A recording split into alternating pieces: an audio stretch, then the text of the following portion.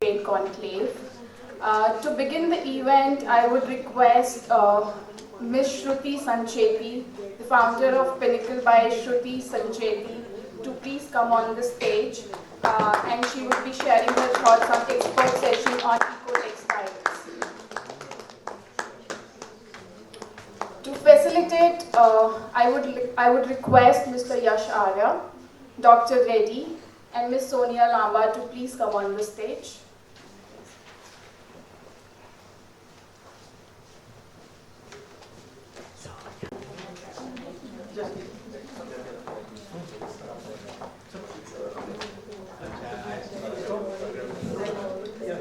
Yes, please.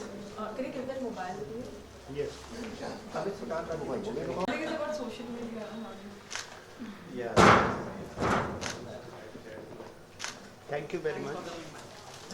Thank you so much. Thank you.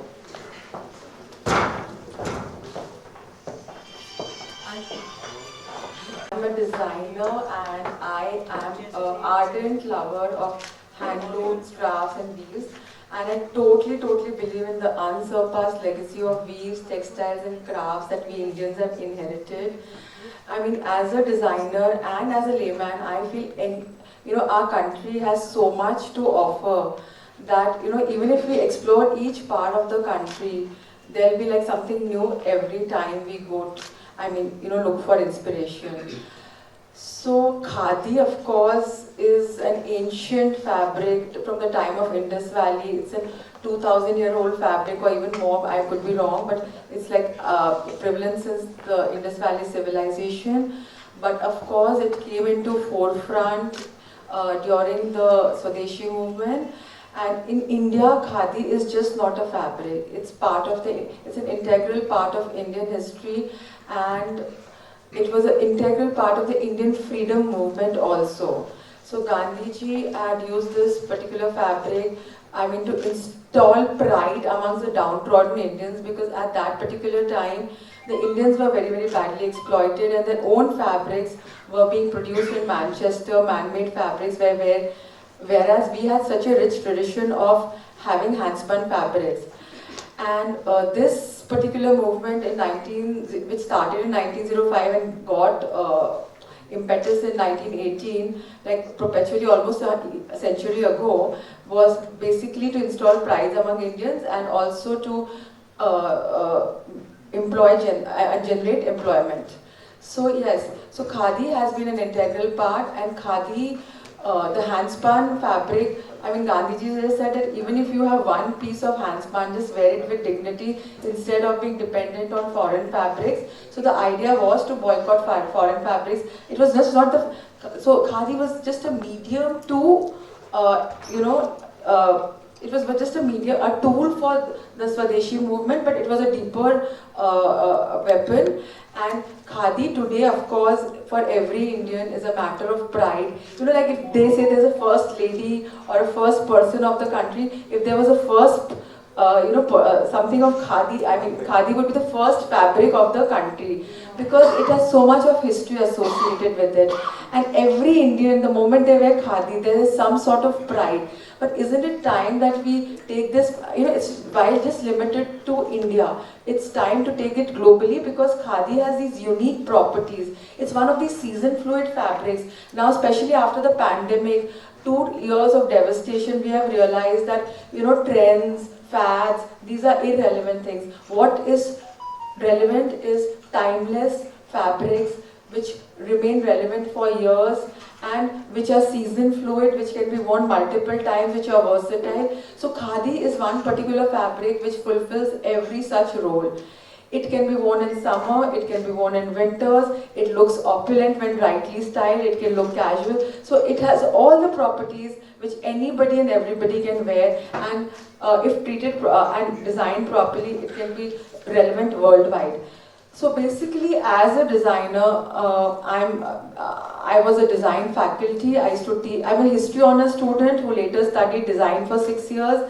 Then I did my MBA and my post-graduation diploma in business management. And then the best thing I could do was teach, because I feel teaching I mean, you know, when you are teaching, you have to know more than your students, so you're always on your phone. So I was teaching, and I did launch my label. It's been 10 years of launching my label, 10 years of my debut at the Lakme India Fashion Week and the FDCI. And I've showcased in Paris, Moscow, and many other countries, Singapore, Dubai. And I'm basically an Indian brand, having two basic brands. One is my Revivalist brand, one is my Bread brand, and I also do a lot of exports. So doing these diverse things, teaching, designing and producing, what I have learned is that fabric is the backbone of any design. So khadi is the perfect backbone for any particular design. And see, we Indians have inherited, as I said, such beautiful legacy of textiles. It's not only, I mean, khadi is of course as I said, the first lady or the first person, the first fabric of the country. But we have some beautiful clusters doing a lot of hand-spun fabric.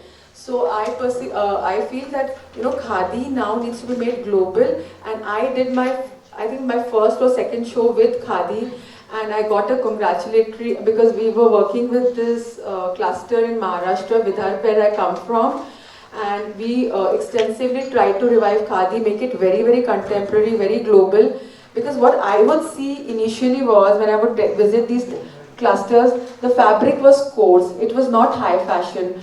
Plus the color combinations which existed 100 years back might not be necessarily relevant now. So we did a lot of design intervention. As a designer, I could not obviously teach the craftsmen, they knew what they were doing best. But what I could offer to them was how to make it more contemporary, more global and more fluid. So we use better thread counts, we use better color combinations, not better necessarily, but more contemporary color combinations will be relevant to today's youth, and also try to inculcate some, you know, motives which were more contemporary, and we came up with this collection. And in 2013, in Lakme Fashion Week, I presented a collection called Swadeshi, which I was talking about, and I got a congratulatory letter from the Prime Minister, Mr. Narendra Modi, applauding my work.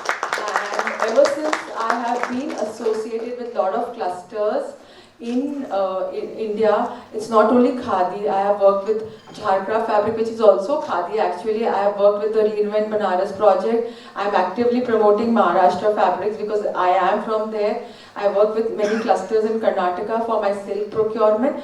But as I said, that India has a lot of potential, and we Indian designers don't need to look at the West. We have so much of untapped resources that even if I look for in every state for inspiration, I'll still, for the rest of my life, I'll have something new to do. So I have, having said that, working with various clusters, various craft sectors, I have learned that, you know what, I mean, the craftsmen are best at what they do, but it is time that you need to intervene in terms of design to make this. It has to be a combined or a collaborative effort of the designers and the craftsmen to make our designs relevant abroad.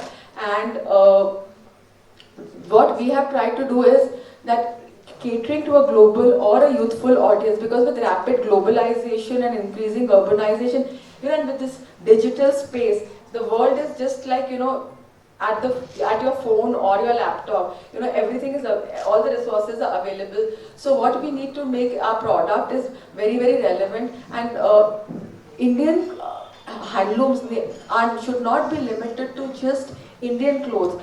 Of course, the beautiful saris and salwar kameezes and kurtas are beautiful and they really look good. I personally love them. I feel they are perfect for our weather, because the kind of sultry weather we live in. India is one country which has 11 months of summer, barely any winters. So I think these fabrics and the silhouettes are perfect. But globally also khadi silk, or even in places like Middle East where it is very sultry, our 200 thread count khadi would really work well, but it has to be customized according to a global taste.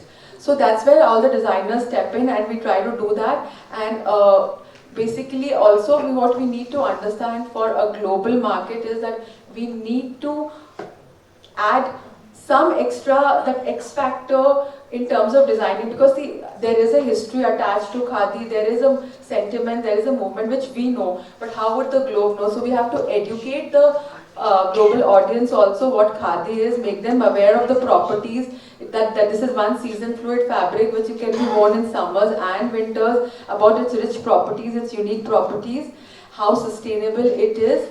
And I feel it is one fabric which is a compassionate fabric, if that is any word. I know I'm not making sense, but honestly, it is a fabric which helps. It's not only promoting, generating economic stability amongst the craftsmen, but also it is kind to the environment, it's handspun, and plus it has understated opulence and restrained luxury. So I think it's a perfect fabric to be taken globally. And so when I worked for my designs, I always kept it to make it, like I made a trench coat out of khadi, I have made pantsuits out of khadi, I have done my, for my Middle Eastern clients, we made abayas out of khadi, because obviously it's like very suitable for their kind of climate. So we've tried to do all possible design interventions in terms of colors, in terms of silhouettes, in styling, so that khadi necessarily doesn't remain limited to India. It is available worldwide and worn by people worldwide, appreciate it, and then that will be like, this, I think then this I am khadi, this foundation which is there, it will make sense that, when we become a global force to reckon with, and I feel khadi will then be justified as not only the first fabric of the country, I'm waiting for it to become the first fabric of the world. Yeah. I have some, honestly, I'm in midst of fashion weeks and, this thing, but still I put up a few very small little thing I would like to share with you. It's a very small presentation of what I have done. It's not even like 1/100th of what I've done, but yeah, So I just said that in India, khadi is not a fabric, it is an integral part of the freedom movement. It is season fluid, perfect for summer, can be styled and used accordingly. And it is a sustainable fabric which is timeless, speaks of understated luxury and has very restrained opulence and makes high fashion statement. So it's time that we make this versatile fabric global among all age groups, and it's time we empower our weavers and make this part of universal fashion. This is another one. Now, this is another one which is depicting the history of khadi. I mean, it's like an AV which I made for a show of mine in 2013.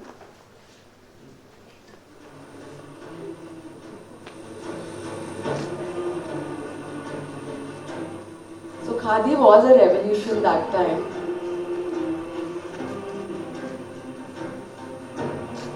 And all this. And if, like me, you are left with only one piece of homespun, wear it with dignity.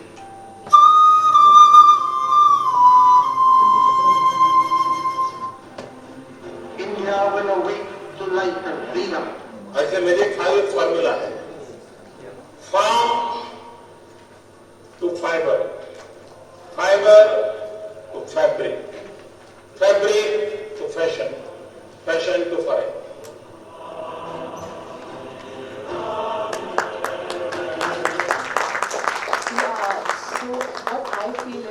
We have to start right from the grassroots, as our PM has guided us, that farm to fiber, fiber to fabric to foreign. That is what he had to say. So if we have to make khadi popular abroad, educate them about our unique fabric, we have to start right from the intervention when it is in the nascent stage of being spun.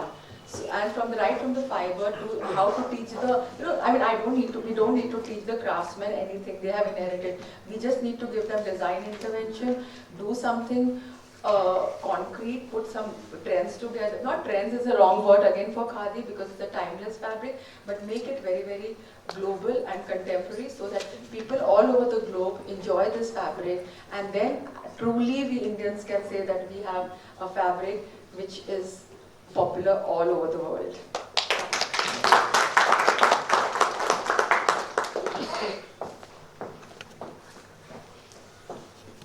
Thank you so very much, ma'am, Ms. Shruti ma'am. About this. Ma'am, it's very nice presentation. I like your topic. I have already done some research on that topic. So I would like to ask one more question. Khadi is not a fabric, it's a philosophy, as you already said, and I perceive also. But Khadi, how can it be allocated to all mass public? It's like a very costly fabric. Most politicians are used, are age group, some age group people are used, but how it can be used by children and other class of people? I totally agree with you. See, khadi, because of its nature, please sit down, I'll answer. Khadi being an hand-spun fabric, you know, when you see, khadi is luxury. It is, I was saying that it speaks of restrained opulence and understated luxury. It is a luxurious fabric, and especially if we add more, like better thread counts, and we use, you know, more design intervention, becomes more costlier because जितना fluid होता है उतना महंगा हो जाता है. But the fact is that some part of khadi, which is little more coarse but still very wearable and soft on the skin, and still better than many other man-made fabrics which we buy. Those are still more affordable. जैसे आप viscose खरीदते हैं in 150 rupees, you can get some kind of coarse khadi in 200 rupees also per meter. But the fact is, little bit extra you have to pay. You are not only just wearing a piece of luxury, you are wearing something which is suitable for the environment, and you are contributing to the economy also and to the environment. So this is all sustainable, but of course I feel with with so much effort going on and so much awareness, it's a matter of time that the khadi will be accessible to the common man also. Of course, right now it is a prerogative of the ones with heavy pockets, but I'm sure with so much efforts with all this organization is putting and so many things which have come up, and it will be accessible. Ma'am, I feel it's a lack of awareness about the khadi also, because many people doesn't know khadi as a fabric. Khadi is a timeless fabric, that's what I told you. So when you invest in a piece of khadi, that piece of khadi will be relevant 10 years. Of course for children because they grow in size, but suppose if you buy some particular item of khadi, you can wear it 20 years later also, it will still be relevant. Whereas if you invest in fast fashion, which is trend driven, fad driven, it will be out next season. So when you spend more on khadi, you know, you are investing in for the next 20 years, whereas if you're investing in a trend-driven dress from Zara, it's for this particular season. So it is, when you put the maths together, you will get an answer yourself. So that way, always, and plus the social and the economic and the environmental contribution you are making in that purchase outnumbers. And as I said that after the pandemic, all of us have become very compassionate. We all feel responsible because we've seen these 2 years of devastation. So it's time that we embrace more the sustainable fabric, and you know, we think when we make our purchases. Responsible purchase or responsible shopping is very important. Thank you. Madam, I have a question. Actually, when we are talking about khadi, mostly we are talking about historical aspect, value aspect, and artisan aspect. But we are technical people, we are not talking product development aspect. And we are completely missing across the discussion, across the, I have a seminar attended almost 10 to 15, nowhere it was discussed where is the product development, why we are not producing new development, we are not adding lycra, what is the demand of the market, we are not working on that actually. Okay, I'll answer your question. First of all, that's I think where I was called for projects, the product development. That was a very small little thing which I showcased, but that is a product which has been taken to a global audience and has been worked with design intervention with 200 thread counts to make it fluid, try to make a more luxurious, better product. Because पहले जो खादी होता था वो बहुत that was very coarse. It had no drapability. Now we have tried to make it drapable. So that, because now, you know, everyone wants, see, you have to also understand the current times. No, everyone wants to look thin, everyone wants to be, you know, wants these easy breezy garments which are breathable. So we have focused on that also. Lycra and khadi, somehow it's like opposite as chalk and cheese. How can a hand spun fabric be merged with something which is so synthetic? So that is like basically, you know, spoiling that, you know, in the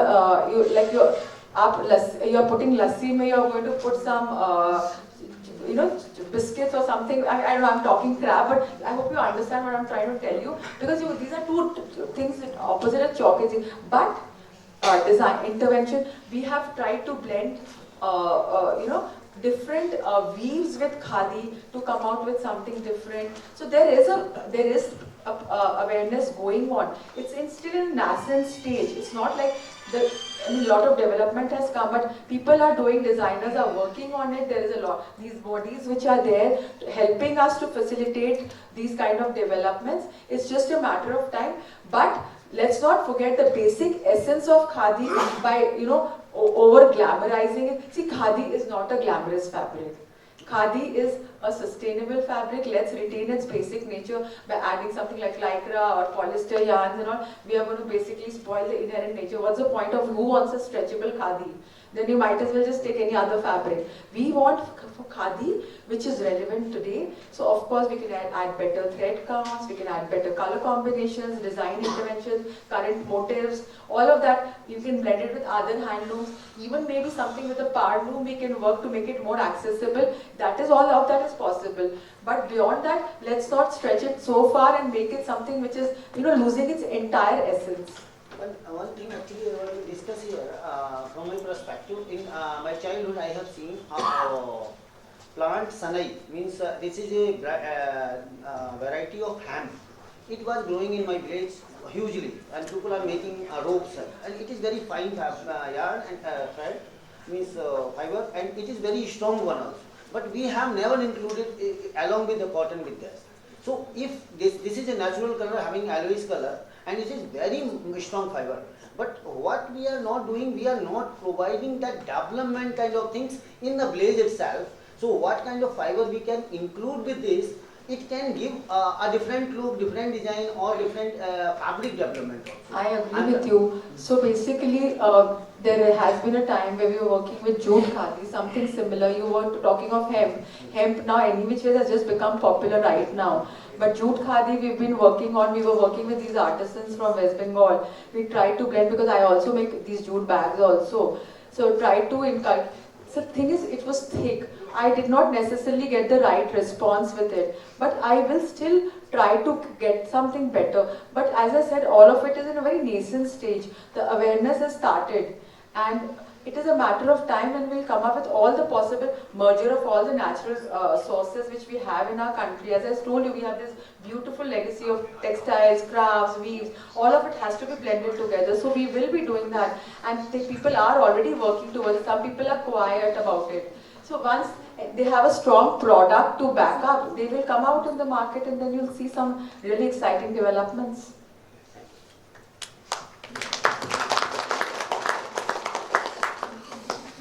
Anything else? Yeah. I think, first of all, congratulations. You've taken khadi to a very wonderful level. I'll just add on a thing over here that, you know, it's not that khadi, it's evolving, emerging in a very strong way. I must share my experience here that, you know, when you are moving out of our country, where you see khadi bhandar, at par with Armani, the retail outlet, at par with the Armani or the Coco Chanel outlet, a click is something which we don't miss. So I think I was a very proud Indian to see a few khadi bhandar stores abroad, where the contemporarization, the stylization, and the product variation was so much in tune with the times, and the the uniqueness of khadi was still not killed. And as you said, opulence amalgamated with the contemporarization, and sustainability is something which is the heart and soul of khadi, rather than kind of diluting it with the very unsustainable materials which will just kill the spirit. So I think you really kept it alive in a wonderful way. So thank you for sharing with us. Thank you. That's what I basically want to stress about the fact that let's not kill the khadi's original format. Let's enhance it, augment it, and make it even stronger and more opulent, yet keep the basic features intact. Anything else? All right, thank you. It was such a pleasure, and I'm glad I could answer some of your queries. And thank you. It was honestly, it was a pleasure to be here. Thank you, ma'am. It was a pleasure to have you here as well. So, to continue with the session and the expert discussion, I would like to next call upon Dr. Milkessa Tolera from Govt of Ethiopia onto the stage, please. And to facilitate, I would also want to request Mr. Yash Arya and Mr. Ashutosh Sahi from NIFT.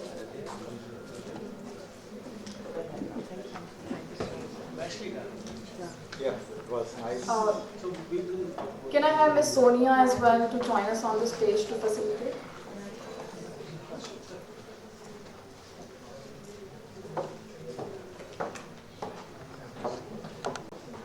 Excuse me? Sir, please come inside. Yes. Yes.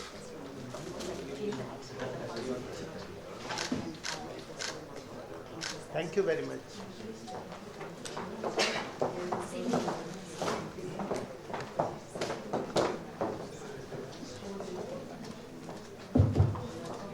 Okay. Good morning, ladies and gentlemen. Just my name is Milkessa, Jagema. I come from Ethiopia, East Africa. You know, East Africa, especially Addis Ababa, is the seat of Africa Union, many bilateral organizations. Ethiopia is already known by its airlines, you know, the flag of our country. So I'm a delegate of the government. I'm not a fashion industry expert. I'm not a textile industry expert, but as a delegate, my background is my undergraduate is economics. My PhD is around urban and regional planning.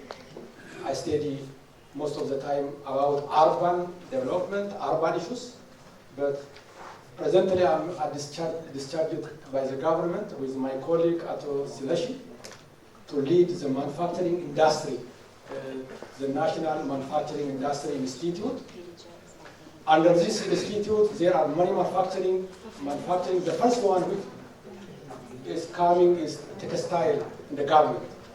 Textile in the garment is the center of our work, our job, our responsibility.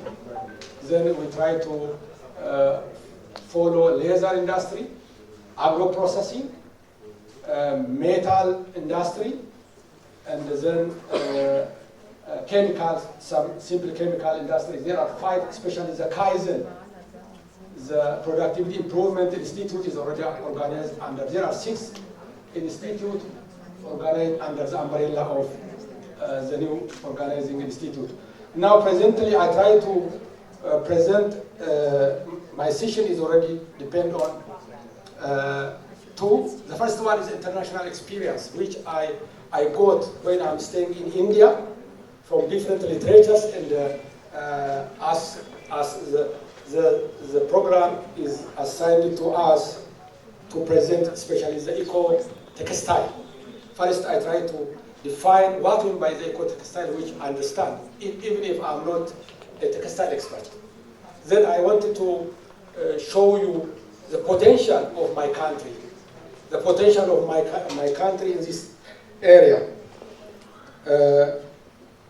When we're talking about eco-textile, it is critically indicated textile products, which is produced in eco-friendly manners, proceed under eco-friendly limits.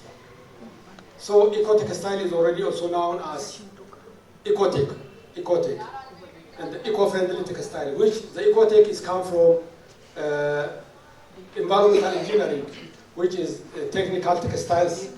I observed from literatures in India. Also, there are eco-textiles are classified into different parts. The first one is organic, which is already around four things are already dotted. The second one is managing fibers, recycling fibers, natural or natural colored fibers are already the classification, which this eco-textile. There are already industry related to this. I refer from the literatures. I will show you the reference. The fashion and apparel industry is one of the issues can be seen under this. Home furniture and the textile industries, hygiene and the healthcare industries, eco packaging, medical textiles are already, which is discussed under the eco-textiles. The use of areas of eco-friendly textiles are, the first one which I refer is the primary segment is the landfill issue. Landfill waste management. When you are working on textile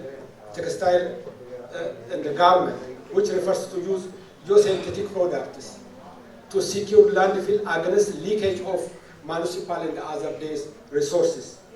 Others are already floor sealing, erosion protection, air cleaning is one of the critical at the time of doing this textile work. And the need of eco-textile is environmental sustainability, taking incremental steps in supply chain processes. So we need to be aware about social, environmental, and ecological benefits of environmental sustainable issues. Not only the traditional textiles, there are already other new innovations which I see here is the bamboo, corn fiber, soybean fibers, pineapple fibers. It can be a new innovative area which can intervene. So I wanted to, I quote this one from the eco-friendly textile, application use of eco-textile, Vivadifi, Pledapi, Department of Technology, Department of Textile Technology, which is under the College of Engineering and Technology, Surta, India.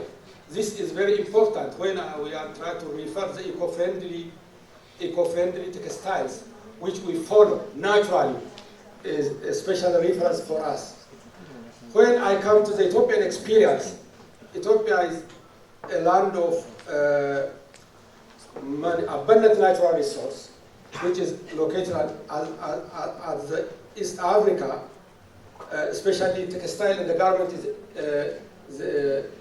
area of the government's intervention. So when you see this is Africa, Ethiopia is located as a Horn of Africa. We are surrounded by Kenya, Somalia, Eritrea. There are around 5, Sudan. So we have landlocked country, but we are make a special partner with Djibouti. Djibouti is near to the Indian Sea, so there is an export-import corridor. We have a port together with Djibouti, so we have already with Somalia. So when we're talking about foreign direct investment, there is a huge foreign direct investment in Ethiopia, but due to COVID-19, there is a slight declining of foreign direct investment. The potential of the country is 110 million people are located in the country, but we have a good potential. 3.5 million of people are around Ethiopia, a flight of 8 hours, including India.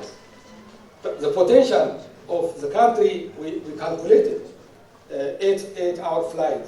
All this can be connected globally as a good manner. So another issue is the labor, the productive labor force.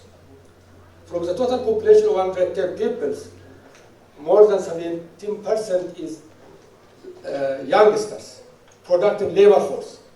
If we teach technically plus scientifically, this can be transferred to a potential for the country's development.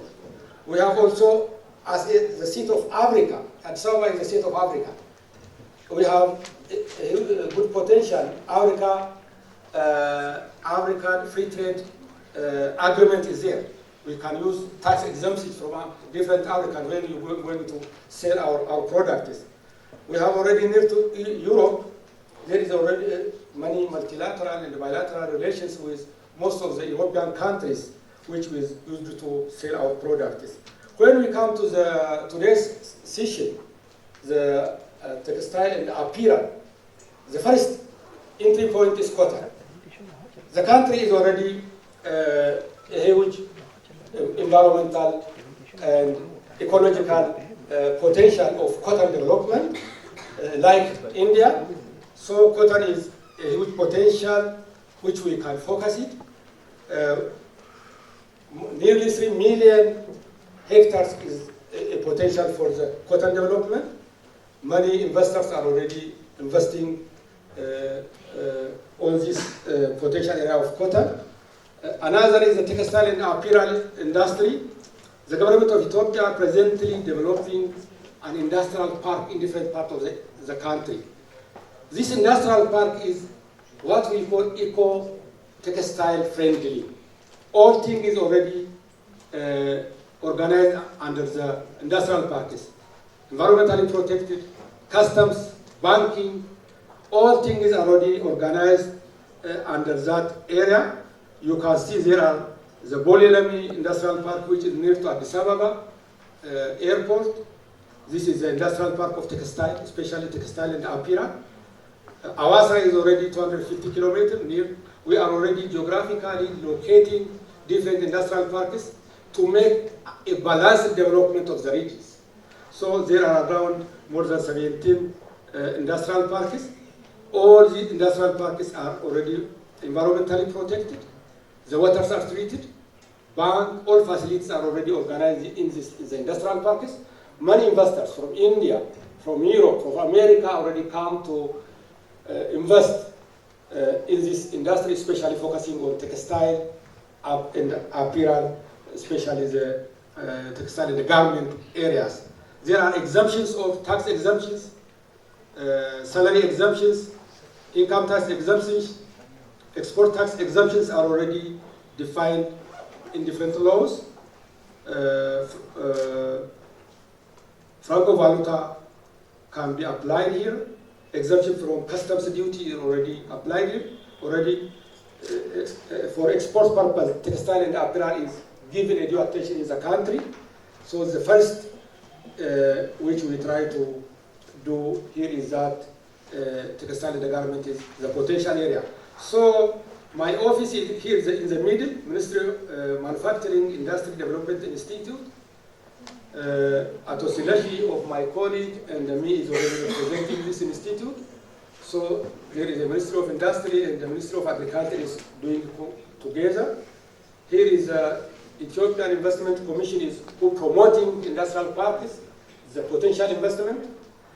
Here is the Ethiopia Industry Park Development Corporation, focusing on these parks in the wing is already assigned in different institutions. So these are the annex, the potential we can, the investors come and invest in different textile and garment part of the area. So if fashion industry experts or fashion industry investors will come and do in Ethiopia, it is more benefited. This is what I have on today's presentation. Thank you very much. Thank you for listening.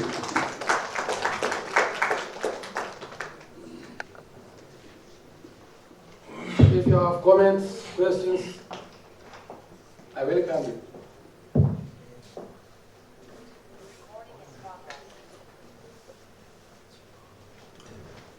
Right, I wanted to understand, you also discussed technical textiles. What exactly is the government doing there as far as technical textiles are concerned? Okay. There are universities, more than 30 universities in the country. Textile and technology in the universities there. Under my organization, textile and the garment center, which is already, previously it is an institute, now it is organized as a center with the umbrella of different manufacturing industries. So there is a technical expertise, researchers in the institutes and in the centers. It is more technical, working, doing, and exercising is undertaken in the university. We are in linkage with universities. Okay, sir. Do you have any comparative data on the cotton and other total costing and all those things with the other countries with respect to Ethiopia? Okay, especially the cotton part. Yeah. Cotton. Yeah. In India there is a huge cotton production. There may be a difference between inner Ethiopian coast and the Indian coast. The investor can make compare a cost analysis. Maybe cotton in Ethiopia is more expensive. If you come to invest in Ethiopia, you may a potential of cotton production in India and come enter to the industrial park. You are more benefit. You are more benefit. Comparative cost is less. Yeah. Due to labor cost, different support mechanisms by the government, incentive mechanisms are already there are money. What is the energy cost? Energy cost is already, the problem is already presently we have a huge electricity developed at the Nile River between we and Sudan. It is more than 5,000 mega electricity can be the problem of electricity. Presently, the problem, but in the future. Presently, we are inaugurating the first phase of our electricity. My sister. Gentlemen, thank you so much for addressing a very less talked about agenda, which is how technology can be an enabler of sustainability and in terms of getting things more eco-friendly, if I got it. If I got the pulse right. Yeah. Let me just share a little bit of background why I'm mentioning this. I have been a faculty and mentor to few students from Ethiopia who have been, at the faculty who were a part of our technology program at the Delhi campus. And I must say that the pulse that I felt from there was that they are really very, deep into technology, and they're working a lot towards making technology an enabler in this domain. What I want to understand from you is, what are there any efforts or are there any projects which are happening in this direction to kind of combine that technology, and like you talked of efficiency on the line, you talked about the resource efficiency and other such material efficiency and things like that. So how can that quantitatively reflect that yes, it is making things more eco-friendly or it is making things more sustainable in that domain? So is there something which is being worked upon or something which is in the pipeline which gives us a very crisp data that yes, this is what it can do? Because I believe, despite so much of technology and innovation, not too much is so visible in the domain of knowledge with respect to a comparative study or analysis of how it can be enabled. Okay. My brother, Selloyee, is an expert is already more than 13 years textile leader. He can add on it. But as to my point, the textile industry in our country is a long-lasting history. As Indians, my sisters also traditionally, through handloom, through different cultural issues. But the issue of eco-friendly is coming presently. The bars itself, for example, when you export some kind of apparel or garment to Europe, to America, the bars themselves evaluating your process as the demand you should deliver what they are doing. So the universities, the institutes are already coaching the labor force of each industry to approach to the standard. For example, the World Bank and the different donor agencies are already, especially they are focusing on environmental sustainable of the textile garment as it is polluting the air and the society. So this is already the new, not in the new, it is already emerging in the country. Thank you very much. Thank you very much. Thank you very much. Thank you so much, sir, for an insightful detail. I would like to next go ahead with the next expert session, but before that, I would want to request that let's keep the entire session for not more than 10 minutes, because we have to take care of the entire event and we want all the speakers to be here on stage. So I would want to call upon Dr. Surendra Kumar, who is an ex-director, IIHT, Ministry of Textile, Government of India, to take us through an expert session on Eco-Handlooms. And I would like to request to facilitate Dr. Reddy from NIMSME and Dr. Nigam from NIFT to come on the stage, please.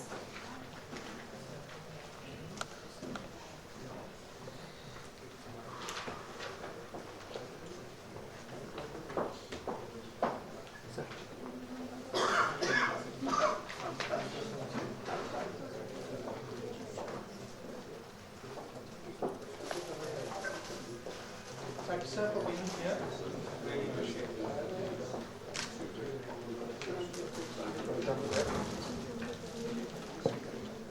Yes, please. Sir, please speak. Very much. Thank you, sir.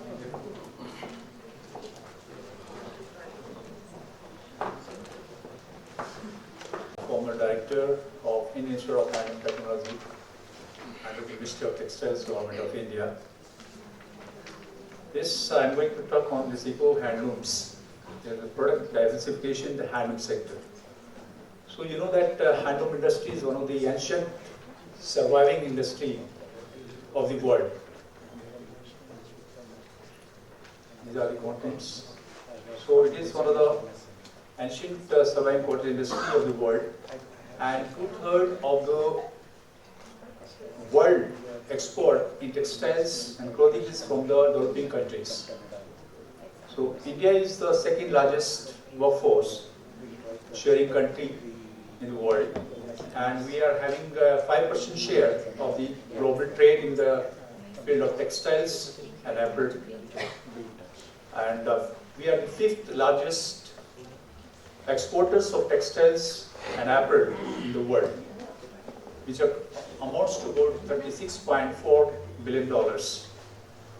Indian textile industry contributes to about 2.3% of the total GDP, and 30% in the national production, and 12% to the export earning. Indian domestic textiles and apparel market is at about 75 billion US dollars. So 97% of the total textile output is from the unorganized sector, which includes the handloom also. And India is known as the custodian of global handlooms, which produce over 95% of the handloom of the world is from India, and which contributes about 15% of the total cloth production in the country. In the financial year 21, the US was the major importer of Indian handloom textiles with an estimated cost of about 83.11 billion US dollars. So Indian handlooms engage about 35.23 lakhs of weavers, which accounts about 28.2 lakhs.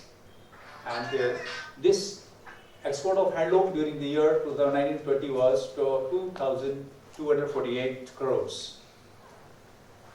So what is loom? So you know that loom is a weaving machine which interlacement of two threads takes place, out of which one single thread is warped and another is wrapped. It's called a pick. Why? What is handloom? So this handloom is a non-mechanized hand-operated machine in which yarn threads in the form of warp raft is interlaced at right angle to by using a shuttle or wooden bamboo sticks. What is eco-handlooms? Handloom is an eco-friendly process of manufacturing fabrics having no consumption of electricity, fuels, polluting elements, which helps in reducing the carbon footprints. Then why we require hands as an eco-friendly machine? Why consider it?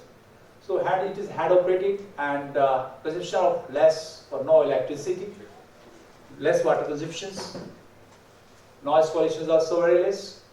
Producing the fabric from the textiles and plastic waste, which is very important nowadays, which indirectly reduce the pollution load of the environment, because nowadays it's a big problem of waste, because textile we are wearing which are not biodegradable. So what we have to do, you have to use it again.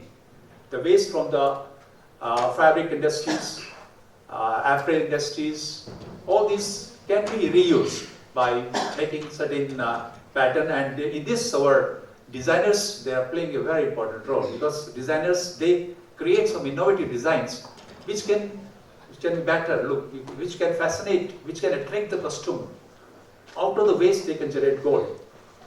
The minimum usage of design materials, use of green energy, use of maximum eco-friendly dyes, environmental consciousness and green legislation globally along with consumer taste have made this handloom fabrics in the demand. Handloom sector in India is the most important non-agricultural source of income, providing and most important employer of the rural families of the livelihood for agriculture, after agriculture. It is a traditional cotton value chain based activity with strong pattern of geographically clustered handloom activities. It is one of the few non-agriculture sector which discernible presence in the both urban and rural areas. And this sector is also produce semi-finished and finished goods for domestic consumptions as well for the international market. What is eco-textiles? Eco-textile or green textiles are the products which are being produced by using green technology, eco-friendly raw material process with emission of minimum carbon footprints. And there is a lot of advantage for using the eco-textiles, which replaces the environmentally harmful textiles and minimize the ecological impact. Use organic or recycled materials, less packaging or more energy efficient manufacturing technology. Use natural dyes, organic cotton, linen fabrics, recycled fabrics and bamboo, etc. Use various salts and chemicals at concentration much below the respective maximum permissible limits. Production of eco-handloom products, so there are different techniques which have been used for, just like painting on handlooms, printing of area silks, which give good results.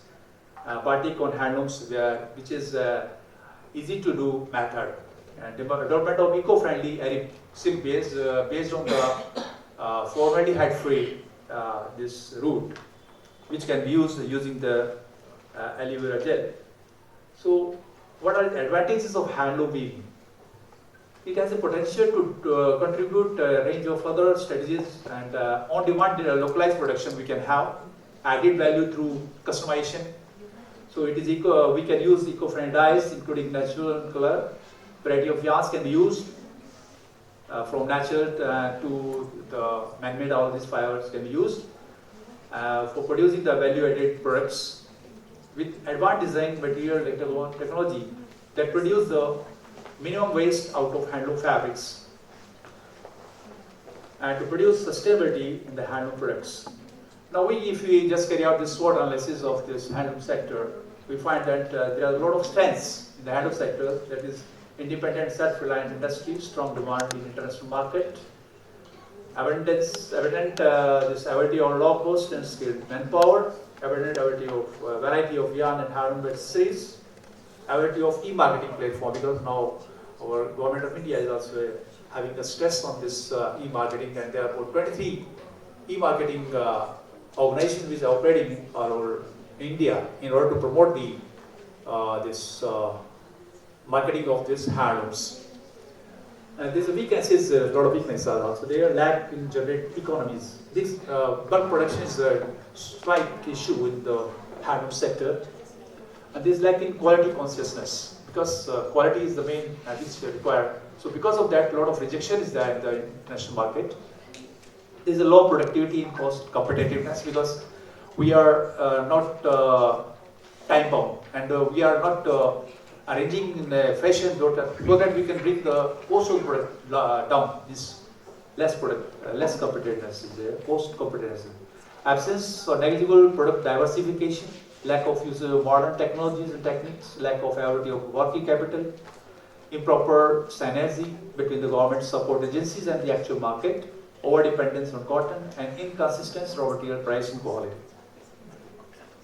What are the opportunities? Huge potential in international market, vibrant and growing demand, domestic market, product developments and diversification, penetration into garment industry, branded handloom products, and government support schemes. What are the threats? Competition from powerloom and autoloom sectors, high product cost due to low production rate, unorganized sector and unhealthy competition, low returns in investment and efforts, improper balance between price and quality. Need of the hour in the handloom sector is increased production volume and quality. These are the two things, area which needs to be addressed properly, because we are not concentrating on the quality as well as the volume also lacking. Productivity is also very poor. Through cooperating and group efforts for catering to international market regularly, price and quality competitiveness. Product diversification, which increase market base, continuously activity, variety and value addition products, high returns on investment and efforts. So what is product diversification? So concept of generating wide range of innovative products catering to different consumer brand. Just like in handloom products, ethnic dresses, western wear, garments, composite materials, geotextiles, home textiles, all this. So why this product diversification? If you not carry out the diversification, if you innovate the things, then definitely you are going to die.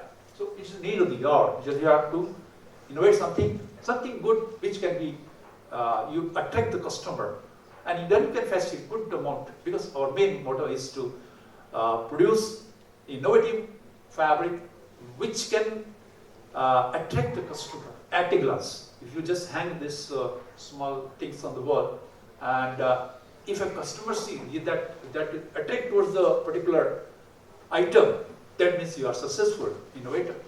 Otherwise, this industry will die.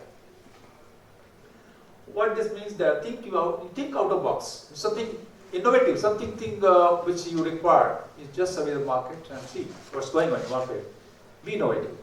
Focus on market people all the time. Success will follow in tireless effort, because you should not sit down that you have innovate something, you have carry out something, and then you just sit down. Okay, I'll make this product. Try to have some diversification, some investment, some value addition to this product. That will be the need of the hour. So there are 4 folds diversification strategy. So diversify the products of the handloom from traditional items. Then diversify utilization of various fibers by diverting, because one fiber is there. Then you can just have one fiber over there. Some cutting is there. You wrap over it, and make some innovative fabric so that it attract the ultimate customers. Diversify utilization of handloom products in technical textiles. In geotextiles, we have a lot of scope. 3D fabrics which can be produced on the handlooms, and this fabric can be used in geotextiles and for the purpose. And use of textile and plastic waste for development of state-of-the-art designer, because it is need just burning to, because we are having a lot of waste produced from the textile, just like in apparel industries, or just from we are also wearing at some point of time we are throwing it in the dustbin, and that cloth can be used by just segregating them in different colors and all, and we can have some patterns. So main role of the designer is to how to utilize that waste from the textile waste from various industries, as well as from the plastic waste, which you have seen the wrappers and all these things. You just same color wrappers you can take and you just weave it on the handlooms. This is possible in handlooms only, and you just have some beautiful bags or computer laptop covers and all these things. You can be prepared, because these are not required to be in direct with the skin. So you can use it. Bag is important, and that can live because the plastics having a lot of strength. So that can be used. You can use the mats nowadays, yoga mats. Cotton yoga mats are important, because nowadays the synthetic mats are of no use, because you are carrying out the eco-friendly things. So cotton can be used in that. These are the various diversification carried out. Okay, these are product diversifications. So product development links with entrepreneurs. What product you have to see the product, whether they are profitable and eco-friendly. Okay, so all these things. So now shorter product cycles there. When you are planning something, at the meantime, just think about the designing part and you start manufacturing it. And production, in the meanwhile, you can plan the new plans. So you can carry out these things. Now the changing this, in the 1970s, there was a maximum the customers, they focus on the cost. But now, then later on, they come to the quality. Now time, but at this time, in the future, there's a time of innovation. They want everything in fast running. Everything. This is not a question of cost. This is not a question of quality. This is not a question of time. It's time, but they require something innovative, which can be different from others. So development of denim fabrics, which is the parameters are given.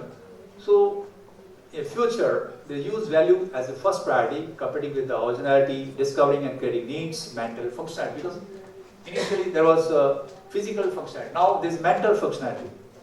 Culture, scenario, economic value centric, marketing scenario oriented product developments. All these things are there for future. So innovations have been carried out, just like when handlooms, they are using some dynamo and they can produce electricity on the dynamo also by just pushing the handloom and the dynamo is running, and that you can have electricity. So anyways, so usually this you can use LED lamps. Most of the handlooms you find that efficiency is going down because of improper lighting conditions. So this can be a cluster. We can have one common system for all, in order to give a good illumination, that less power, so that the patterns, the design which are intricate can be produced easily. And these are the green marks which have been now running in Lucknow for kitchen, chicken embroidery in Varanasi for silk sarees. Thank you.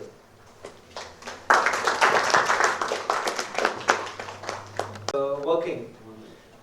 This actually it is the right in 2022 it has come up. Okay. That the dynamo can be installed near the flywheel or the loom.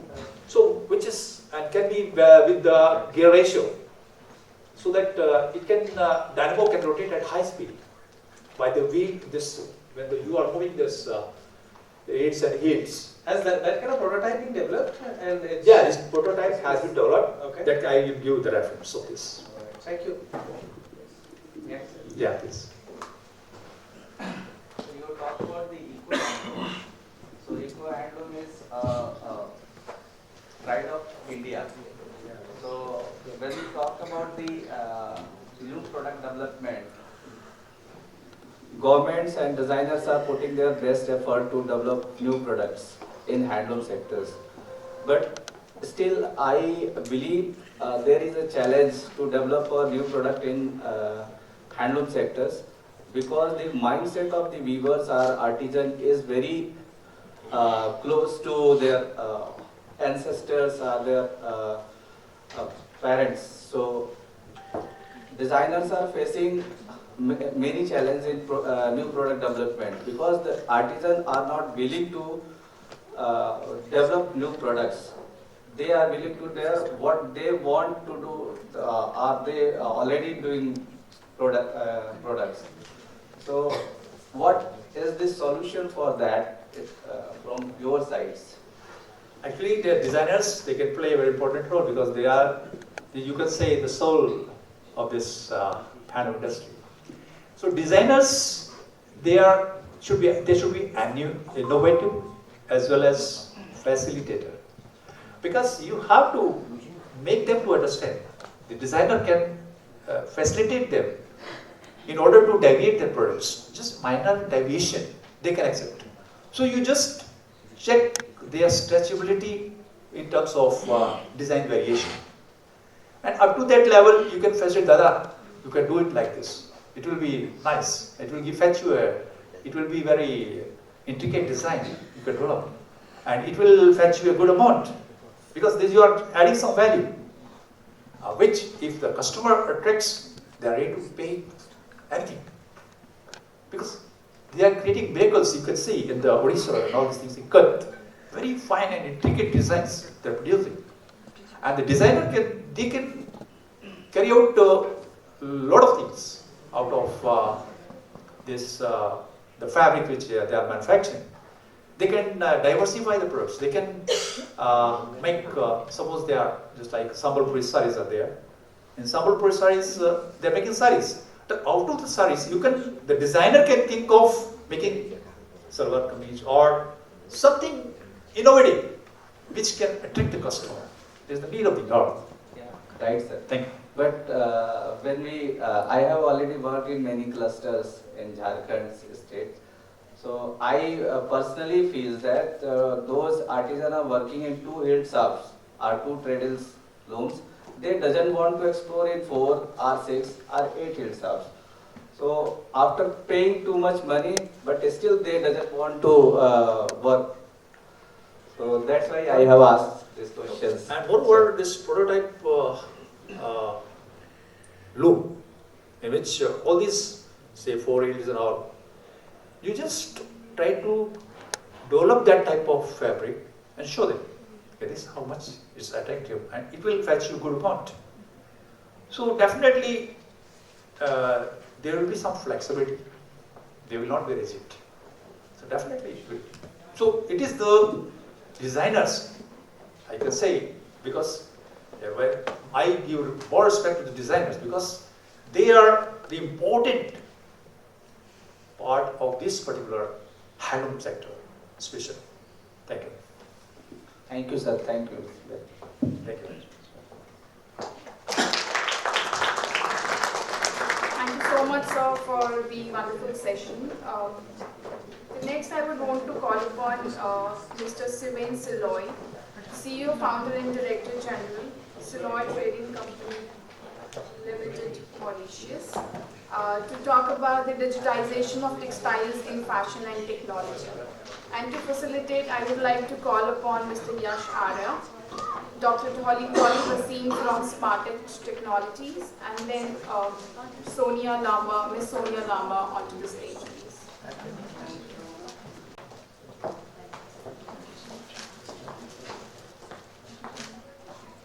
Yes, please. Thank you very much.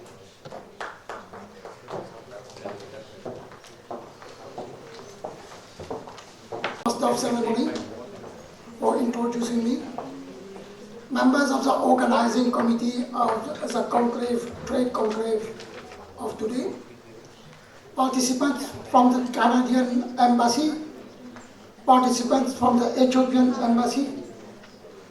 Delegate from Ethiopia, from Zambia. Distinguished guests, ladies and gentlemen, a good namaste and good afternoon to everyone.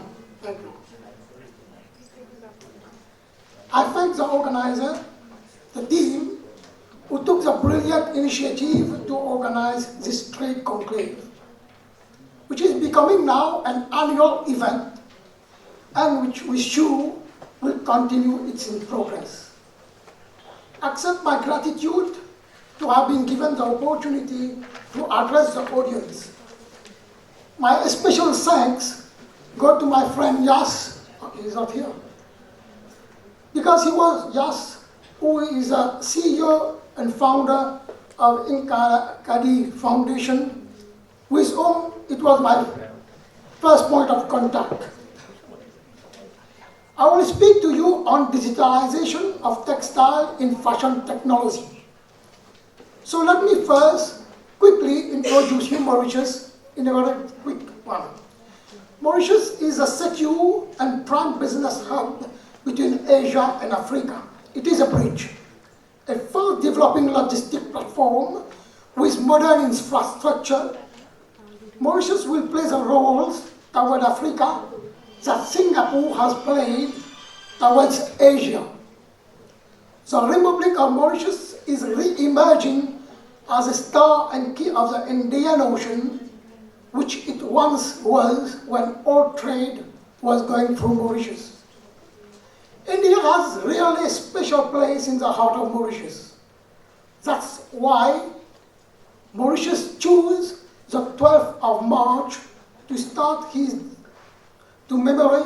have his date of independence in memory of the great Mahatma Gandhi, who started the protest march on 12th March.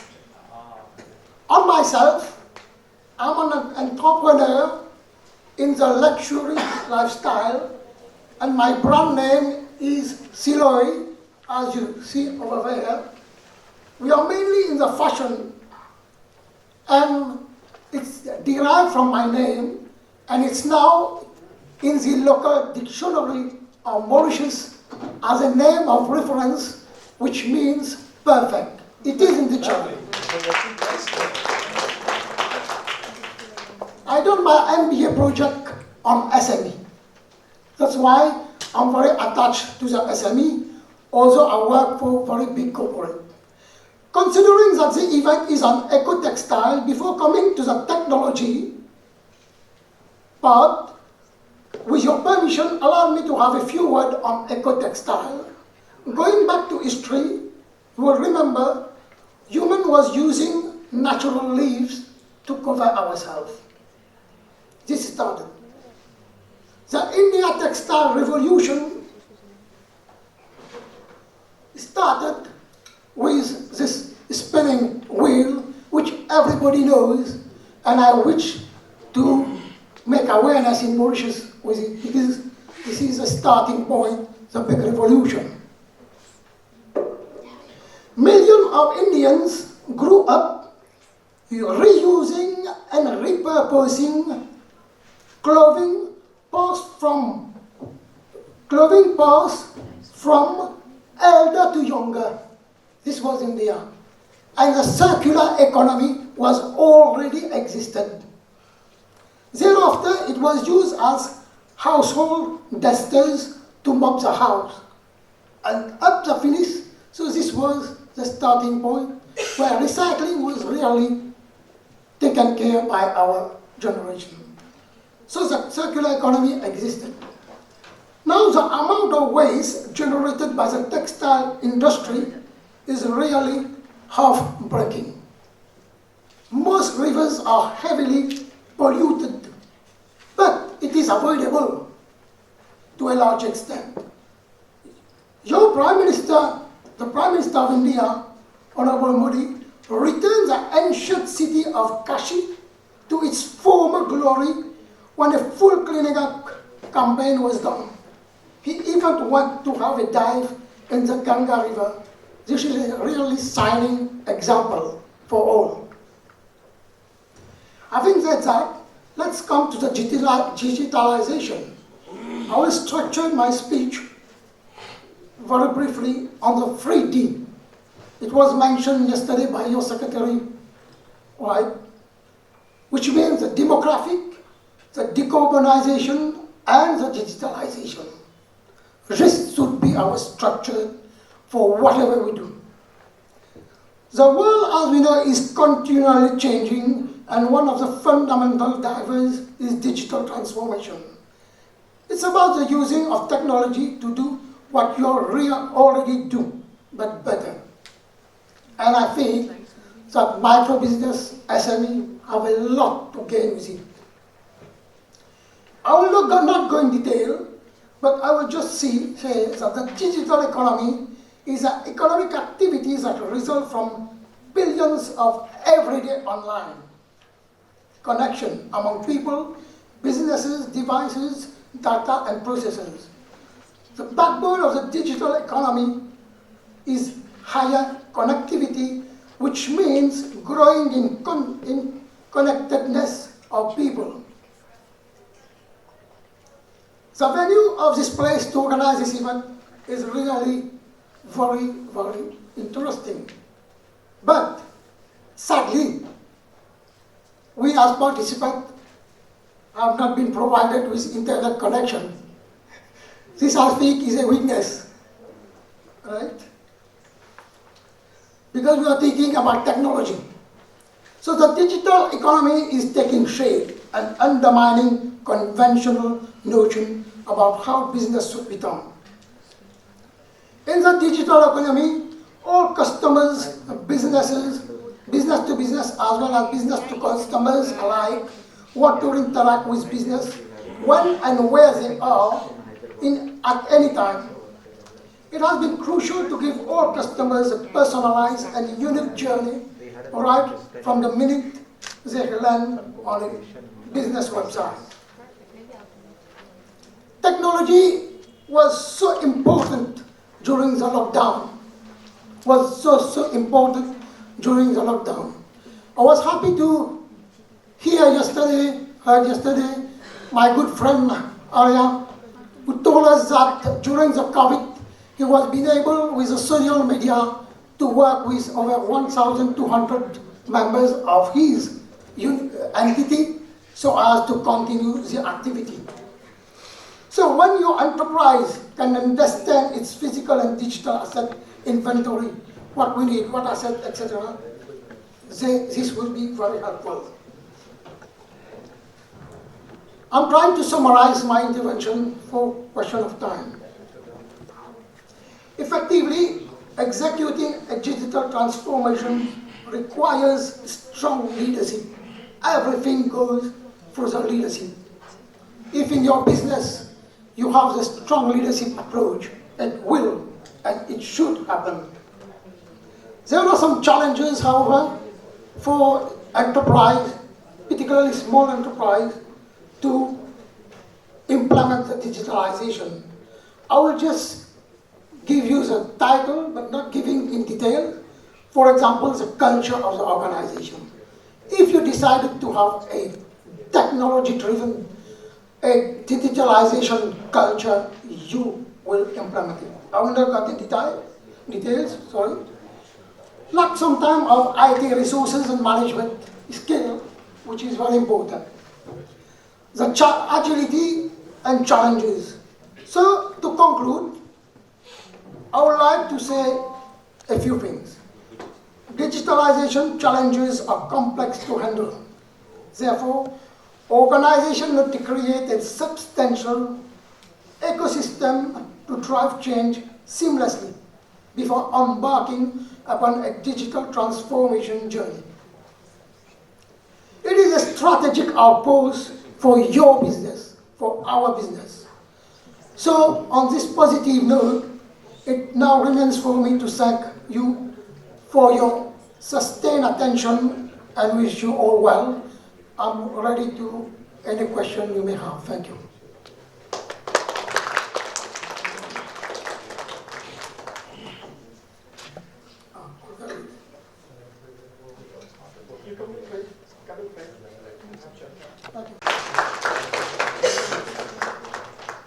You can do one more thing. You can just hold this. Yes. Oh, okay.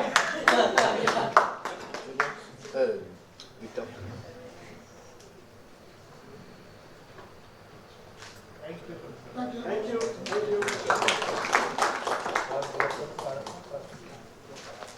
Wonderful presentation.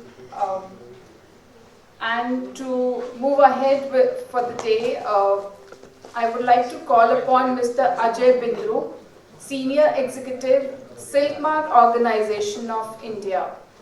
And to facilitate, I would like to call upon Dr. Reddy from NIMSME, Dr. Nigam from NIFT, and Mr. Yash Arya onto the stage, please.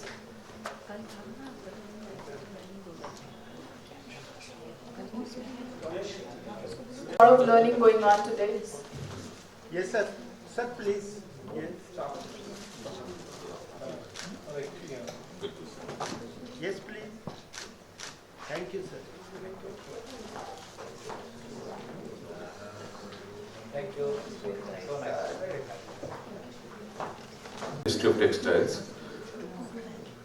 I'm here, first of all, before I start my presentation, I would like to thank Mr. Yash Arya for providing me few minutes to address this nice and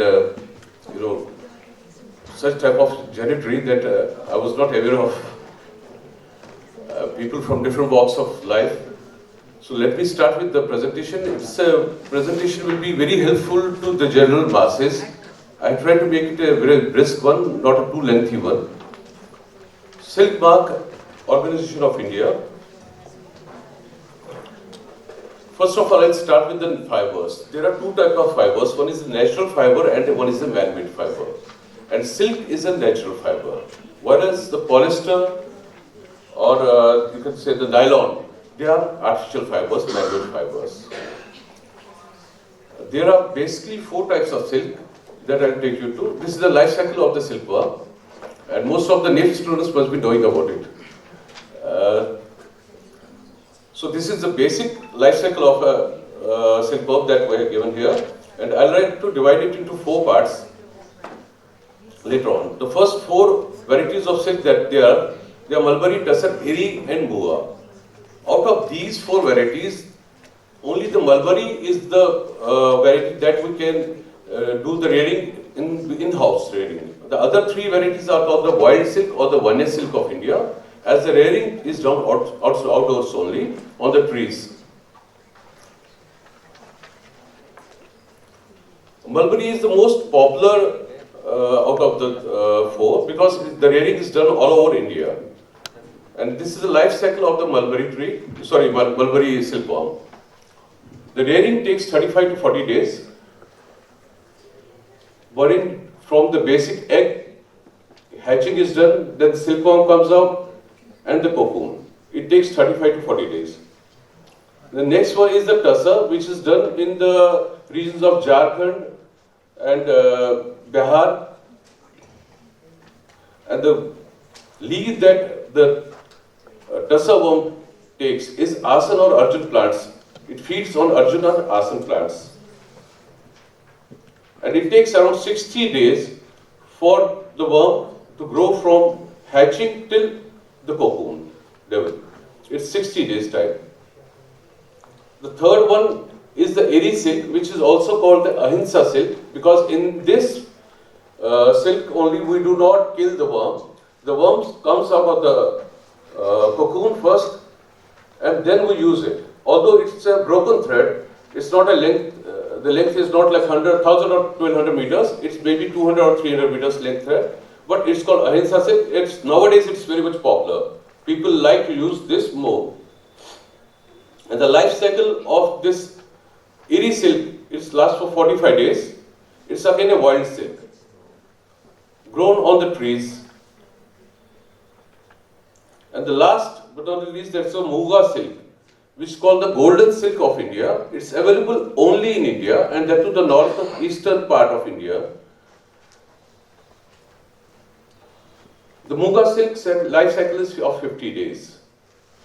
The natural color of Muga silk is golden. These are some of the states where the tusser, Muga, eri and mulberry silks are found.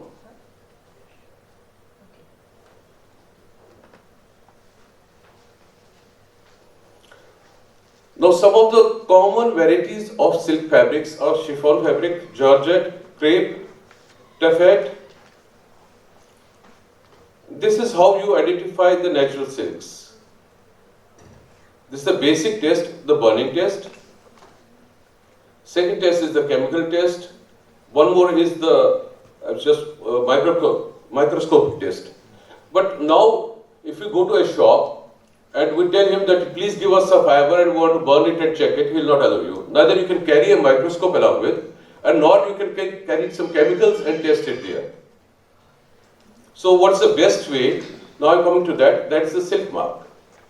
That's why silk mark has come into the market. It is just like any other mark, like wool mark, hall mark. Silk mark is there, or ISI mark. The silk mark was launched on 17th June 2004 at Bangalore by the Honorable Union Minister of Textiles, Mr. Shankar Singh Waghela.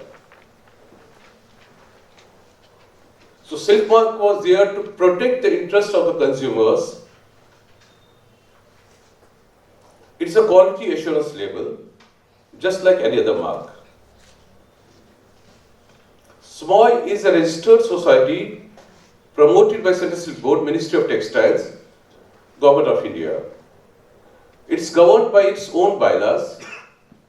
SMOY promoting silk mark as a specially designed logo to represent the brand.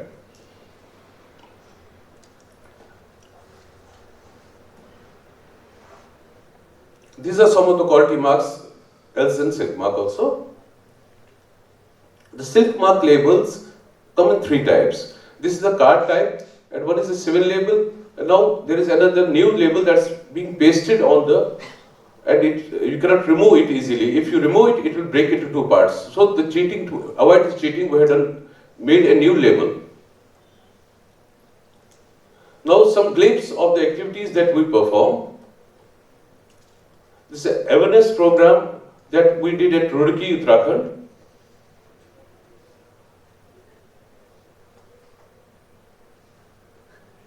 This is an awareness program at Hardwar.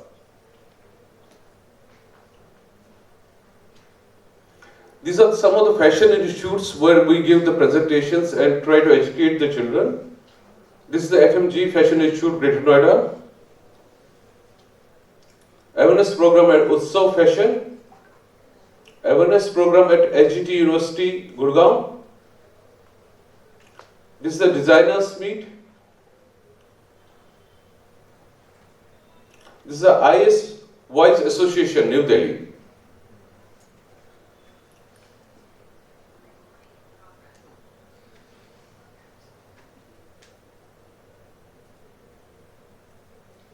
This is the IFS Voice Association at New Delhi.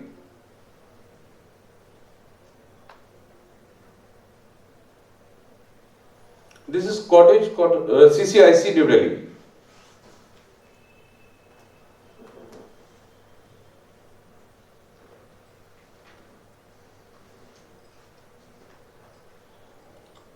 So thank you very much for watching this presentation. Now I'd like to show you a small video which hopefully you'll like.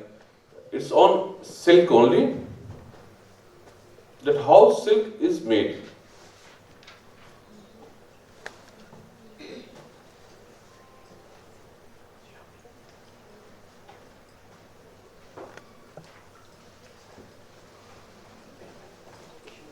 Play this video.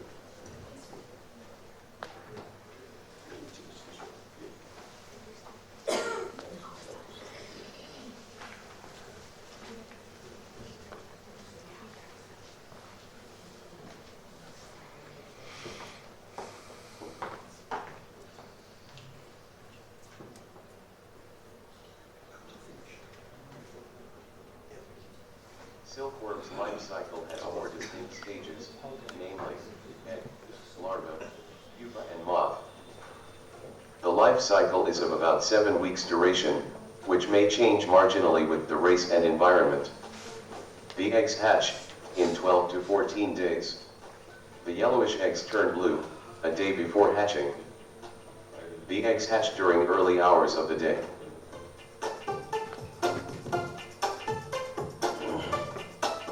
The larva eats its way out of the egg.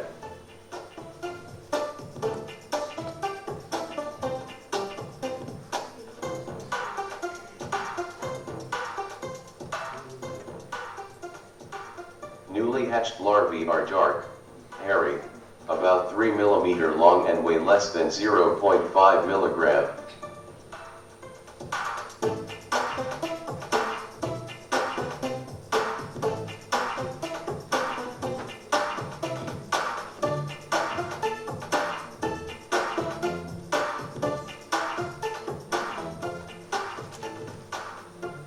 The larvae start feeding on mulberry leaves almost immediately after hatching.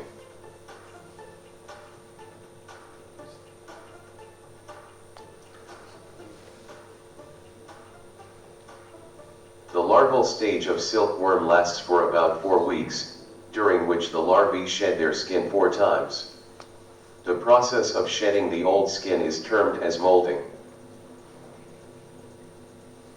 The first mold happens 3 to 4 days after hatching, and it lasts for 20 to 24 hours. During mold, the larvae stop feeding. The larvae resume feeding for 2 to 3 days, before they settle for the second molt.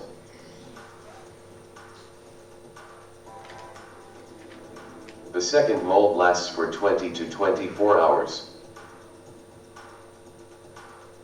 Larval size at first and second molt, compared against the scale of a rice grain. The larvae resume feeding voraciously for 3 to 4 days, before settling for third molt. The third molt lasts for about 24 hours. Larval size at first, second, and third molt, compared against the scale of a rice grain. After 4 to 5 days of feeding, they settle for fourth molt. The fourth molt lasts for 30 to 36 hours. Larval size at first, second, third, and fourth molt compared. The actual process of molting starts with vigorous contraction of the body.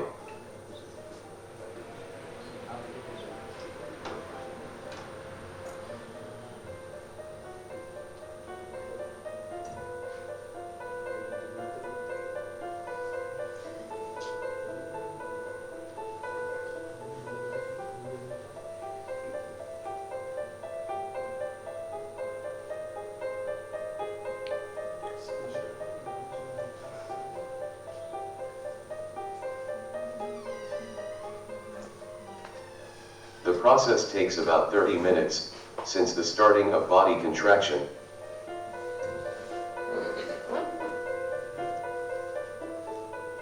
The larvae out of the fourth molt feed voraciously for about 6 to 8 days to the end of larval stage.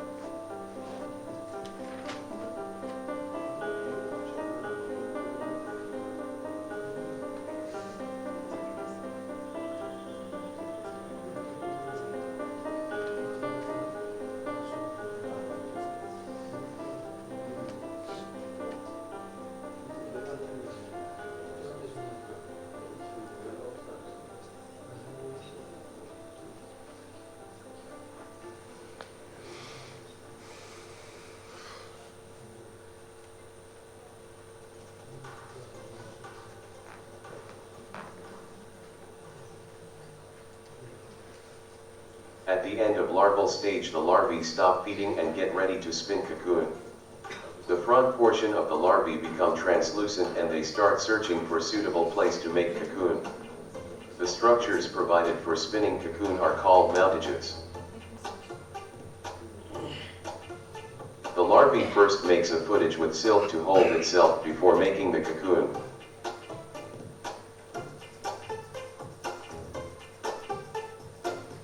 The larva swings its head in S or 8 pattern and move around to spin the cocoon.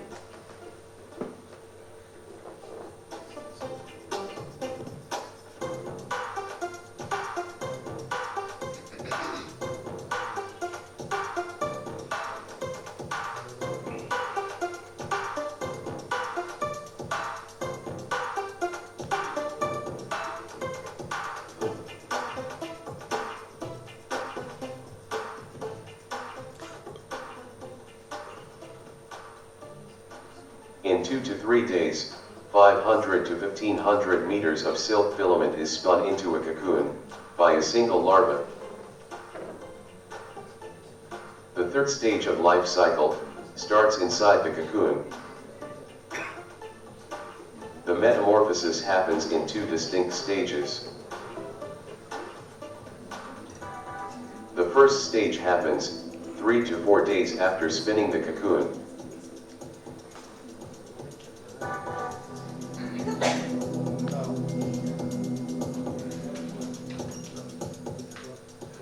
The larva metamorphoses into pupa.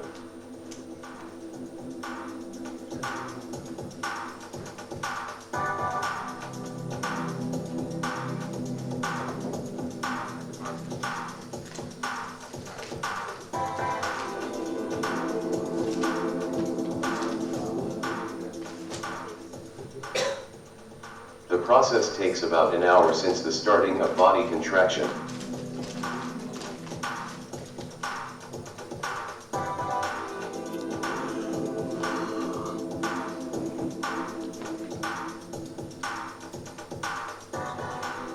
The second change happens after another 4 to 6 days.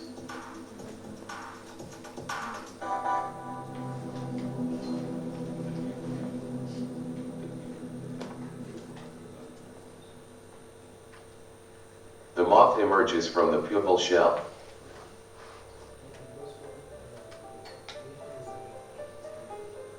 The process takes 20 to 30 minutes since the starting of body contraction.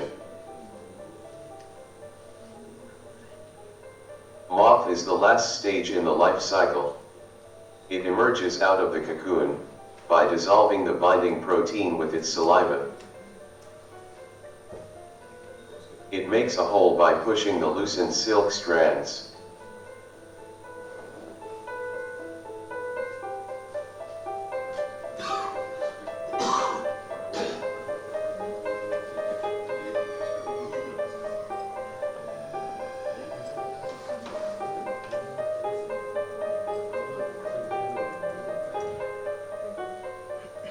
The moth wriggles out of the cocoon through the hole.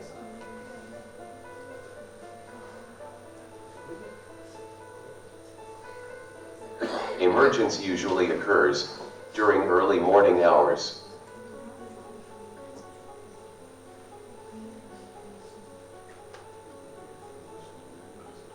Moths mate immediately after the emergence.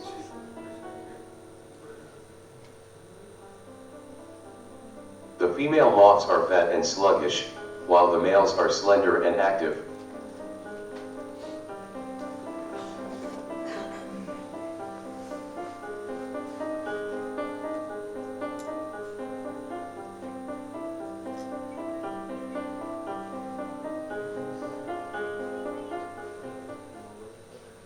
The egg laying starts the same evening.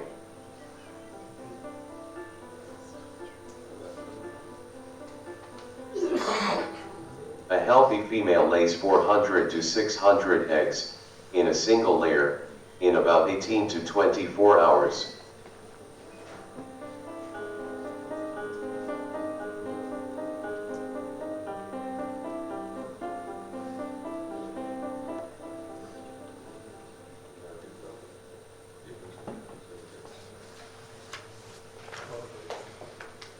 Thank you very much for your patience, and I hope that I am here, I have delivered whatever delivered, maybe it has added something to your knowledge, and thanks very much.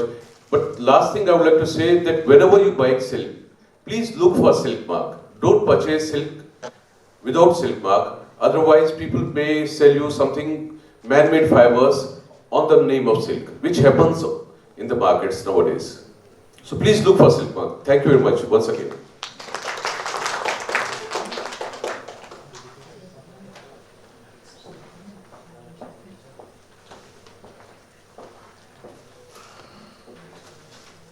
Thank you so much for such a wonderful video, and I think I have been reading it since school days about this life cycle of silk or silk moth, but it was wonderful to see how it actually happens today. And we have the raw form of silk on the counter outside if you want to see it today. Alright, so for the next session, I would like to call upon Miss Tsion Zewde, founder and creative director, MISS.T.CAL, Apparel Design from Ethiopia. To facilitate, I would like, and we are going to talk about the workshop on how to handle digital marketing for fashion products. To facilitate, I would again like to call upon Dr. Reddy from NIMSME, Ms. Mallet from Embassy of Ethiopia, and then Mr. Arya to please come on the stage.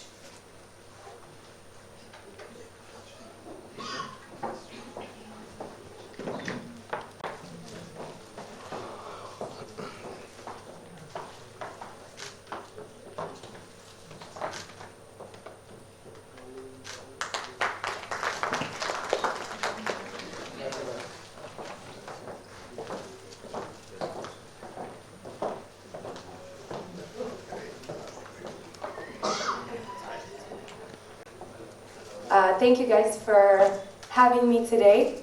We're going to be talking about digital marketing for fashion products. And I'm going to specifically tell you what I've been doing with my brand in the digital world. So I have a brand called MISS.T.CAL Apparel Design and Special Events. We have two categories in the business. Just to tell you a little bit about the company, we mainly focus on the fashion products and the events, both of which go together. We are a brand in Africa. We integrate fashion, art, technology, and women empowerment, as well as entertainment in all business processes. So that's mainly what we do. And like I said before, product and event is our main thing. So our slogan stands for Empowered Women, Empowering Women. And we have a gang of girls who lead these events, as well as the promotions and advertisements and the digital campaigns.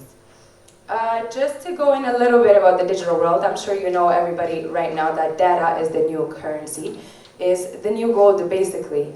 And so in my country, the digital world is really like something current. By current I mean like up to 10 years. Before that it was just personally used, etc. In my company we also manage some other brands through the digital world. But we'll get into that later. So what we basically do is we have the objective, and then we have the brand campaign objective. We target our customers as usual. It's similar to the traditional business pattern. And then we have contents, which we platforms, different platforms we can use, and we measure and optimize. So this is generally what the digital world looks like. And now let me dive deep into Ethiopia, because that's why I'm here to talk about. So the online market is really complex and very unpredictable in our country since it's new. And also, right now it really remains one of the top things. And a lot of companies are starting to get into the digital marketing. It still remains very efficient, although it's very new. So by new, I mean just currently a celebrity reached 1.1 million followers. And as you know, that's not a lot. So that's why I called it new. Her name is Hanan Tark. She's a very famous celebrity in our country.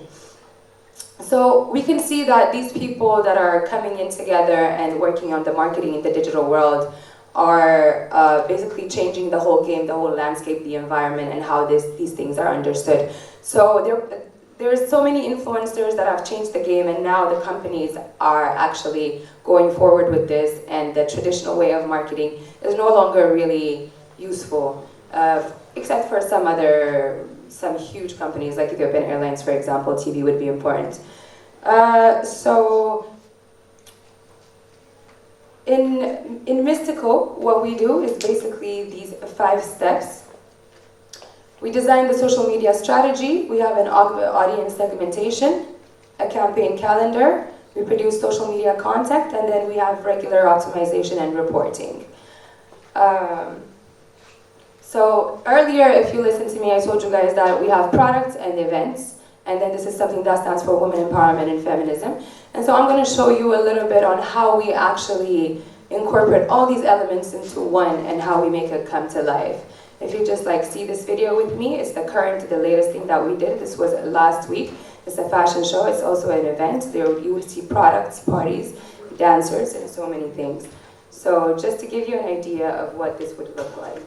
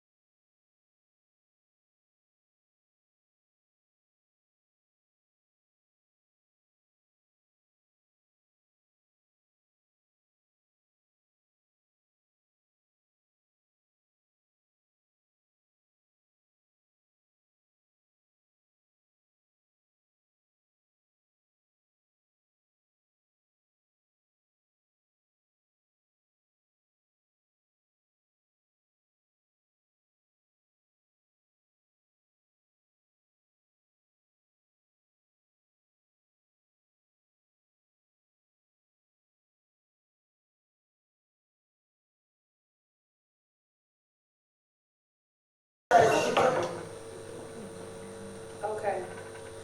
So basically, like you saw, all the things that I've addressed are in this video. A lot of women, entertainment, fashion, aesthetics, Africa, Ethiopia. So this is how we make things come together with our videos, and then we use this on social media platforms to promote the products, the country, and everything we desire. So when we segment the platforms, I would like to say that personally in MISS.T.CAL, there's two different segments that you need to see. There's me as Tsion Bahru, the entrepreneur, bold boss lady. That's how we segment it. And then there's the brand MISS.T.CAL, which is a lot of products and so many influencers, celebrities, etc. that work with us to push the sales of the products. And so when I say choose smartly, I mean choose your audience.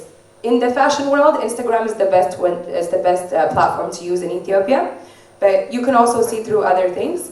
And growing organically is also very important.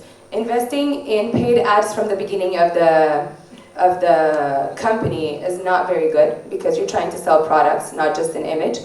And people have to be really engaged, and they have to really believe in your product and support you and love what you do. And so LinkedIn we use also for the professionalism side. And so when we have like conferences like this where I would come to speak, this is where LinkedIn comes in. It's a more professional platform, as you know. So we segment and use it differently, posting different content. And TikTok we use for visibility only and presence. To be honest, it doesn't really sell anything in our city. It's like I said, it's just visibility. And so while we are doing this, we're very, very consistent about these 4 elements. Before selling any product, it's very important to promote it, to educate, to inspire, and entertain. By educate, I mean you can have like Monday's information about fashion, fabrics, textile, the industry, etc., where we put in information on our stories. We inspire by having very inspirational people wearing the clothes, posting for us, working with us together, motivational speakers, etc. I also work as a motivational speaker for women leaders. And so all these things come together, and that's when it turns into a gold piece. And the entertainment part, as you saw, obviously our events are the top tier event to attend in Ethiopia, in Addis Ababa. If you ever come, you make sure you contact me. Content calendar, as you know, content calendars are mainly done annually, semi-annually, or quarterly. Me personally, I prefer to do it quarterly because some things may be unpredictable for the market, and it's just better to be updated because things change, prices change, availability of fabrics and different product types, accessories change. So because of these different variations, I prefer to do a calendar that's quarterly. And that's how we execute all posts. The quality footages. Our videos, photos, anything we post is very high quality, very high megabyte, gigabyte having videos because that's the only way the algorithm would work with you. Having low quality photos and videos is not going to work on social media. You'll have low engagement. So that's the one thing we do. You would appear on the top of the platforms too when you have quality footages. And then you will also get quicker numerical growth for followers because of the visibility that the algorithm would give you.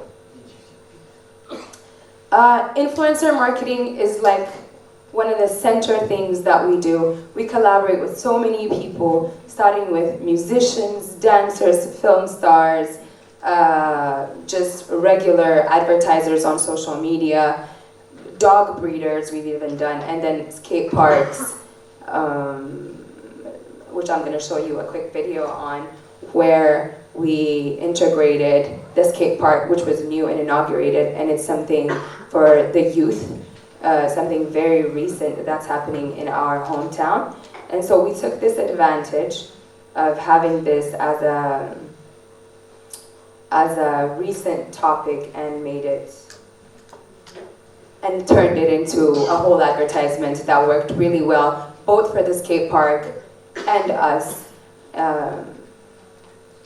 So I'll show you this video quickly.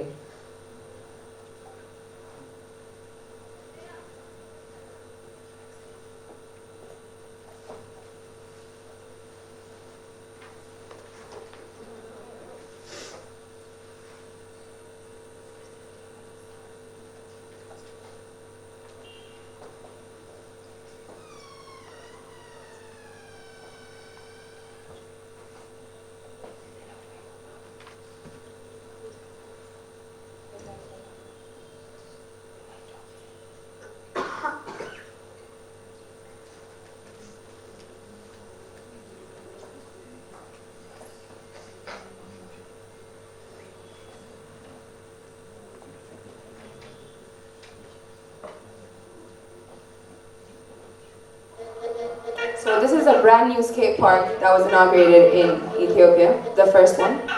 And we're trying to push the skate park to have more female skaters, which is happening actually.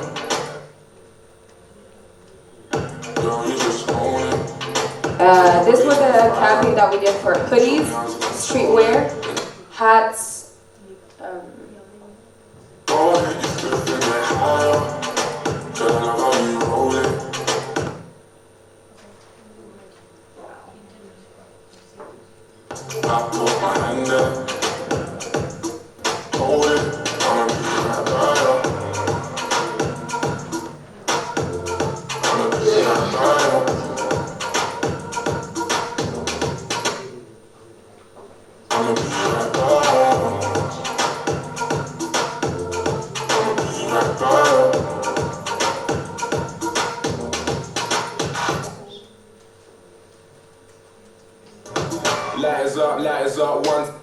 Anyways, I think you saw a little bit of what it is. It's very slow, so let's move on a bit, yeah?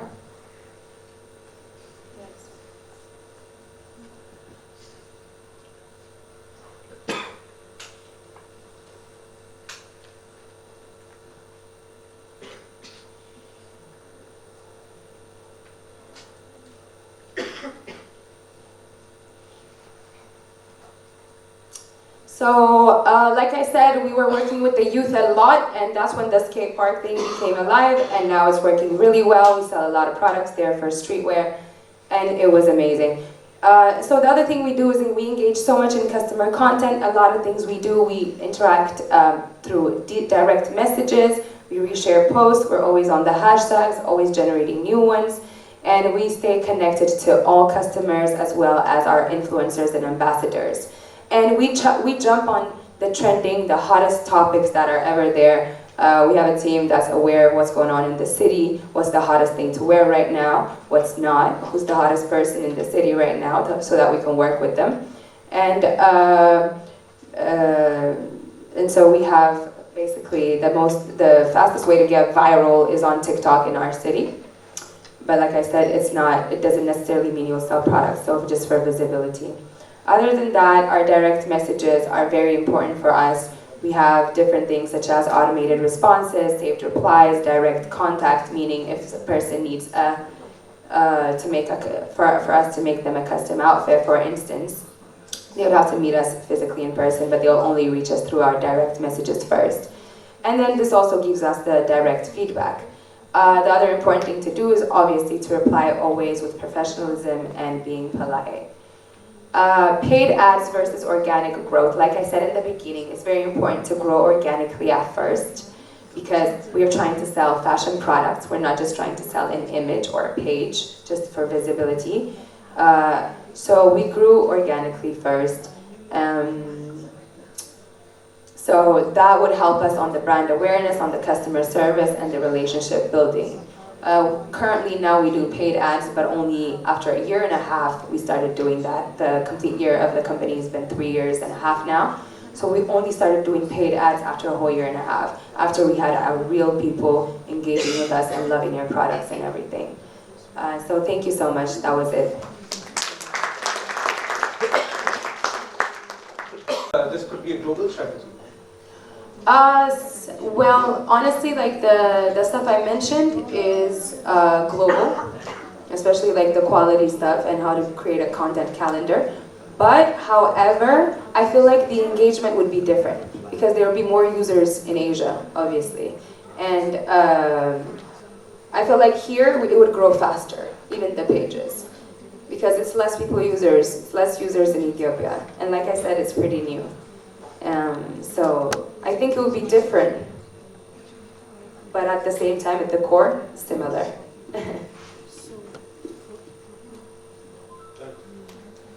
All right, thank you so much.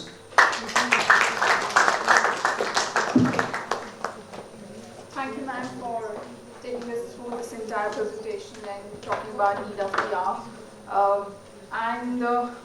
Before we move on to the next panel discussion, I would like to say that we would want to break for a lunch because we all are hungry.